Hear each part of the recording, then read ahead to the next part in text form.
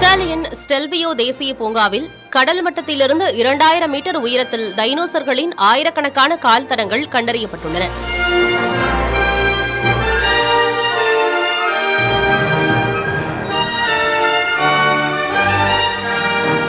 இவை சுமார் 21 கோடி ஆண்டுகளுக்கு முந்தைய ட்ரையாசிக் காலகட்டத்தைச் சேர்ந்தவை. இவை நீளமான கழுத்து கொண்ட புரோசொரோபாட் வகை தாவர உண்ணி டைனோசர்களின் கால் தடங்களாகும்.